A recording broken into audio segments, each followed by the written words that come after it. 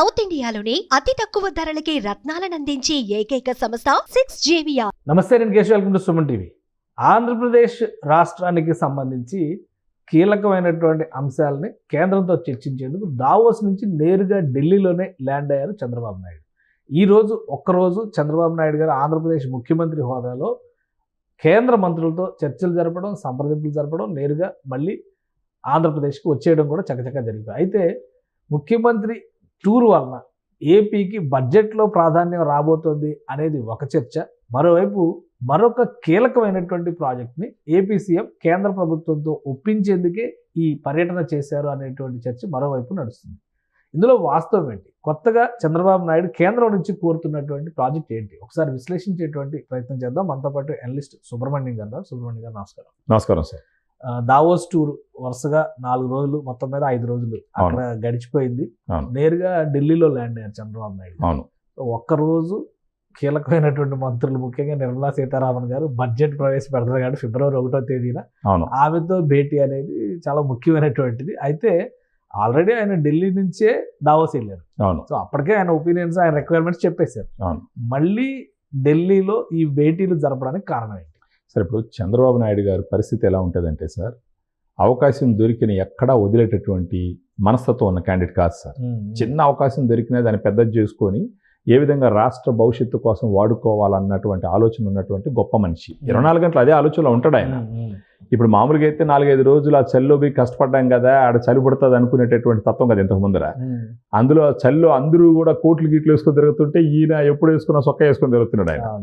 So అక్కడి నుంచి నేరుగా ఇంటికి వచ్చేసి కొంచెం ప్రశాంతంగా ఉందామని ఆలోచన లేకుండా ఢిల్లీలో దిగి మళ్ళీ అక్కడ అవకాశం దొరికింది కదా, ఎలాగ ఆధారనే వస్తున్నాం కదా, వచ్చే దారిలో కాసేపు టైం స్పెండ్ చేసి ఇబ్బంది ఏముందని ఒక ఆలోచనతో ముఖ్యంగా నిర్మలా సీతారామన్ గారిని కలిసి ఆంధ్రప్రదేశ్కి 2 కళ్ళు అయినటువంటి ఏపీ అంటే అమరావతి, పోలవరం, ఈ 2 గురించి మళ్ళా అంటే ఆల్రెడీ సెంట్రల్ గవర్నమెంట్ చేయాల్సిన సపోర్ట్ చేస్తూనే ఉంది.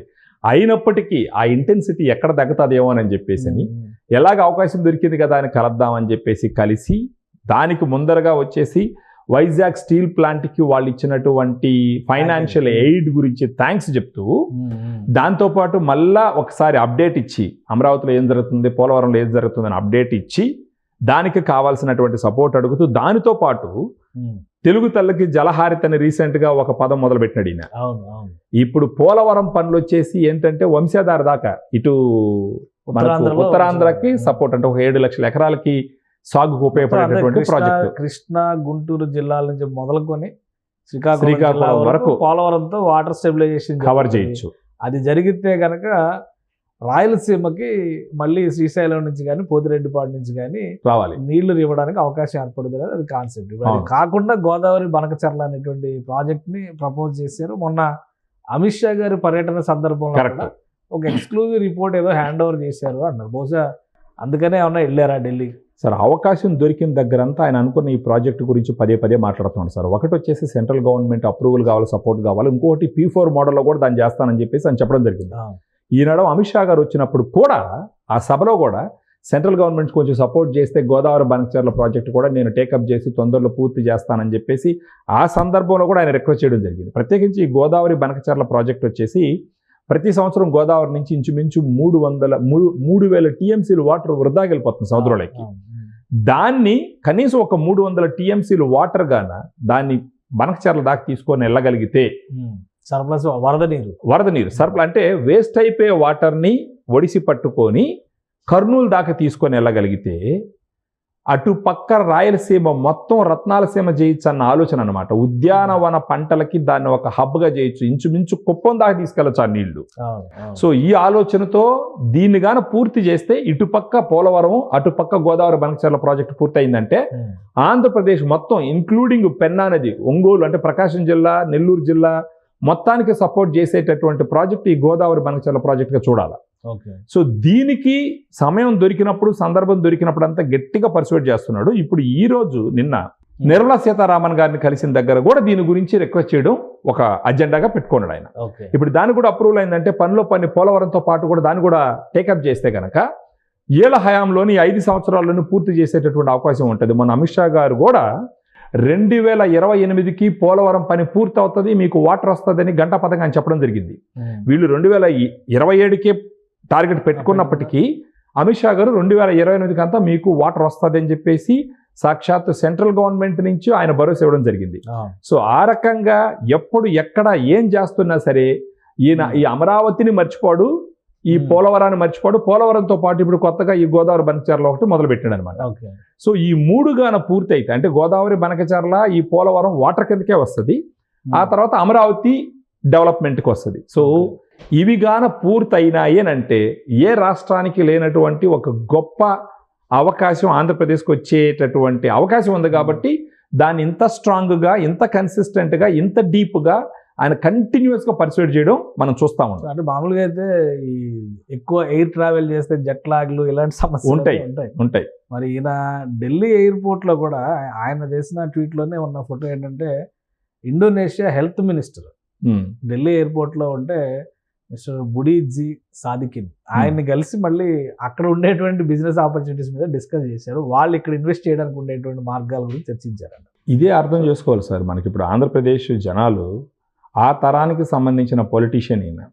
ఒకటి ఏంటంటే జనాల ఆలోచన విధానం ఎట్టయిపోయిందంటే ఇప్పుడు మొన్ననే మీరు చూసినారు పుష్ప 2కి చూడటం ఎక్కువైనారు, గేమ్ చేంజర్ చూడడం తక్కువైనారు అనమాట. మంచి చెప్తే ఎక్కట్లే నెగిటివిటీ వైపే ఎక్కువ అట్రాక్ట్ అవుతున్నారు. అది ఎక్కడికి దారి తీస్తుందో మనకైతే తెలియదు. కానీ ఏదైనా మంచి చేసే వ్యక్తిని ఆ మంచిని చూడడం మానేసి నెగిటివ్ ఉండే వాళ్ళ పక్కనే వంగడానికి తయారవుతున్నారు. ఇది విపరీతకాల వినాశ బుద్ధి లాంటి విపరీతకాల వినాశ ఆలోచన చూడాలి. కానీ ఈయన మీరు చూసినారు దావోస్లో పోయినప్పుడు వాళ్ళ అబ్బాయి కూడా కోట్ వేసుకొని తిరుగుతుంటే, రేవంత్ రెడ్డి గారు కూడా జాకెట్ వేసుకొని తిరుగుతుంటే, అందరూ బ్లేజర్లో వేసుకొని తిరుగుతుంటే ఈయన ఏం వేసుకోకుండా ఆ షర్టుతోనే తిరుగుతున్నాడు. ఆయన గెటప్ అదే ఉంటుంది. ఎక్కడ అవకాశం దొరికినా వదలట్లే ఈయన.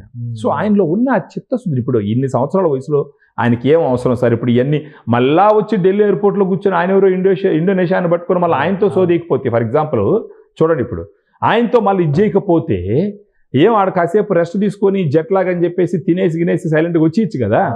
సో ఒక్క నిమిషం కూడా వేస్ట్ చేసే ఆలోచన లేనటువంటి వ్యక్తి ఈయన ఉండడం ఆంధ్రప్రదేశ్ చేసుకున్నటువంటి అదృష్టంగా చూడాలి. ఇప్పుడు 10 రాళ్ళు కొట్టినప్పుడు ఒక 4-5 రాళ్ళైనా తగలుతాయి సార్. అసలు రాళ్లే ఇసరకపోతే విజువల్లో చూస్తున్న ఆయన ఇండోనేషియా హెల్త్ మినిస్టర్ చూడు ఆయనతో కూర్చొని మళ్ళీ అక్కడ కూడా మీరు చూడండి చంద్రబాబు నాయుడు గారి బాడీ లాంగ్వేజ్ చూడండి ఎంత వైబ్రెంట్గా ఉందో, ఎంత ఎట్టుందంటే ఎంత కన్సర్న్గా, ఎంత డీప్గా, ఎంత వైబ్రెంట్గా ఉందో. సో దీన్ని ఆలోచించడం మానేసి ఈయన మీద ట్రోల్స్ చేస్తారు, ఈయన కిండల్ చేస్తారు. అంటే ఈ ఆలోచన విధానం చూస్తే చదువుకున్న వాళ్ళగా కొన్నిసార్లు చాలా కష్టపడాలి, చాలా బాధ వేస్తుంది అనమాట. ఏంట్రా ఈ మూర్ఖపు గుంపు అర్థం చేసుకోవట్లేదు, కష్టపడి పనిచేసే వ్యక్తిని ఆయన ప్రోత్సహించి ఆయనకు సపోర్ట్ చేసి ఆయన ద్వారా 10 పనులు కానీ మన రాష్ట్రానికి చేపించుకుంటే మన పిల్లల భవిష్యత్తు బాగుంటుందని ఆలోచన వదిలేసి మళ్ళా అదే ఆలోచన, అదే ధోరణి, ఇంకా అది ఎట్లా చెప్పాలో అర్థం కానటువంటి.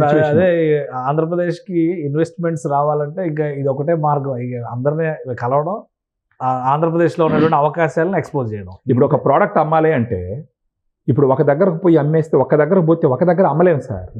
ఒక 50 మందిని కలిస్తే ఒక 10 మంది కొంటారు. పోయిన ప్రతి ఒక్కడు కొనేదానికి అవకాశం ఉండదు కదా. సో ఇప్పుడు ఈయన ఆలోచన కూడా ఎంత ఎక్కువ మందిని కలిసి ఎంత డీప్గా ఇక్కడ ఉన్నటువంటి సౌకర్యాల గురించి, అవకాశాల గురించి ఎక్స్ప్లెయిన్ చేస్తే వాళ్ళందరిలో కనీసం ఒక 10వ వంతు ఒప్పుకున్నా కూడా, ఇప్పుడు హైదరాబాద్ లాంటి నగరానికి రావడం పెద్ద వింతేం కాదు. ఎందుకంటే ఆల్రెడీ వెల్ ఎస్టాబ్లిష్డ్ సిటీ గ్లోబల్గా. ఆంధ్రప్రదేశ్ అన్ని రకాలుగా గత 5 సంవత్సరాలు రాజకీయంగా, ఆర్థికంగా, సామాజికంగా అన్ని రకాలుగా అదో స్థితిలో ఉన్నటువంటి సిచ్యువేషను. సో అలాంటి ఒక ప్లేస్కి ఎవరినన్నా ఒప్పించి మెప్పించి తీసుకురావాలంటే అంత ఈజీ అయిన టాస్క్ కాదు. అది ఆయనకి తెలుసు కాబట్టి ఆయనకున్న అనుభవ పరంగా ఎక్కడ అవకాశం దొరికినా ఎయిర్పోర్టు, హోటలు, ఫ్లైటు, ఎక్కడ అవకాశం దొరికినా పర్సువేడ్ చేసే పనుల్లోనే ఉన్నాడు. ఇప్పుడు వస్తా నిర్మలా సీతారామన్ గారిని మళ్ళీ వాళ్ళు కూడా అనుకుంటుంటారు సెంట్రల్ గవర్నమెంట్ సంబంధించిన ఎక్కడ దొరికినా డబ్బు చంద్రబాబు నాయుడు గారు దొరికిన దగ్గర అంతా మమ్మల్ని తలదంటున్నాడు అని చెప్పేసి అలాంటి సిచ్యువేషన్ ఇప్పుడు కన్సిడర్ చేసే అవకాశం ఉంటుంది. ఎందుకంటే ఆల్రెడీ వైజాగ్ స్టీల్ ప్లాంట్ కి సపోర్ట్ ఇచ్చినారు, గత 5 సంవత్సరాలు ఇవ్వలేదు కదా సార్. ఇప్పుడు ఇచ్చినారు. అమరావతి, పోలవరం ఇవి కూడా పెద్ద ప్రాజెక్ట్ సపోర్ట్ చేస్తున్నారు. మళ్ళీ ఇప్పుడు అదనంగా గోదావరి, బనకచర్ల అంటే కేంద్ర ప్రభుత్వం సపోర్ట్ చేసే అవకాశం, కొంత సపోర్ట్ చేసి అంటే అవకాశం ఉంది సార్. ఇప్పుడు బీజేపీ గవర్నమెంట్ కూడా గత 5 సంవత్సరాలు కూడా ఆంధ్రప్రదేశ్లో ఉన్న ప్రభుత్వం బీజేపీ గవర్నమెంట్కి సపోర్ట్ చేస్తూనే ఉండింది. ఎక్కడ సపోర్ట్ చేయకుండా ఉన్న సందర్భమే లేదు. వీళ్ళు అడిగినవన్నీ ఇచ్చారు, అడగనవే వాళ్ళు ఇవ్వలేదు. అవును. కానీ అప్పుడు కేంద్ర ప్రభుత్వం ఆంధ్రప్రదేశ్ చేసిన సపోర్ట్ని చూడాలి మనము. ఇప్పుడు కేంద్ర ప్రభుత్వం ఆంధ్రప్రదేశ్కి ఇస్తున్న సపోర్ట్ని చూడాలా. ఏం తేడా వచ్చింది? అదే కేంద్ర ప్రభుత్వం, అదే బీజేపీ గవర్నమెంట్. అప్పటికిప్పటికి తేడా ఏంటి? ఇప్పుడున్న లీడర్షిప్ తేడా. ఇప్పుడు ఉన్న వాళ్ళ ఆలోచనలు ఆశయాలు వేరు, అప్పుడున్నటువంటి ఆలోచనలు ఆశయాలు వేరు. సో దీన్ని ఇప్పుడు అడగందే అమ్మాయినా పెట్టదు. కానీ ఈయన ఒకసారి అడగడు, 100 సార్లు అడుగుతాడు. వాళ్ళని ఇరిటేట్ చేస్తాడు. 100 సార్లు అడిగితే ఒకసారి పెట్టకపోతారా అని ఒక ఆశ. అమ్మ పైన నిష్ఠూరం పడతారు. అదే. సో వాళ్ళని ఓ రేంజ్లో ఇరిటేట్ చేస్తాడు ఆయన. సరే మీరు ఇరిటేట్ అవ్వండి, ఏమైనా అవ్వండి, మాకు కావాల్సింది అయితే మాకు ఇవ్వండి అని చెప్పేసి. ఇది సందర్భం కూడా. ఎందుకంటే ఈవెన్ ఎన్డీఏ గవర్నమెంట్ కూడా పవన్ కళ్యాణ్ గారి మీద, చంద్రబాబు నాయుడు గారి మీద ఆధారపడి ఉన్నటువంటి సిచ్యువేషన్లో ఇప్పుడు కాకపోతే ఇంకెప్పుడు అన్న ఒక దూరంలో ఉంది. అండ్ ఇప్పుడు అవసరం కూడా. అది వాళ్ళు కూడా గుర్తించినారు. మేము సపోర్ట్ చేస్తాము అన్నారు కదా సార్ అమిత్ షా గారు. మ్యాన్ మేడ్ డిసాస్టర్ అయ్యింది ఆంధ్రప్రదేశ్కి అని చెప్పి ఓపెన్గా అన్నారు కదా ఆయన. సో ఇలాంటి సిచ్యువేషన్లో బీజేపీ గవర్నమెంట్ కూడా సపోర్ట్ చేస్తుంది. ఈ గోదావరి బనకచెర్ల ప్రాజెక్టుకు కూడా సపోర్ట్ చేస్తుంది. ఇంకా ఆయన కంప్లీట్గా సెంట్రల్ గవర్నమెంట్ మీద ఆధారపడట్లేదు. నేను అవసరమైతే P4 మోడల్లో కూడా పోతాను అంటున్నాడు. అంటే ప్రైవేట్కి సంబంధించినడు కూడా.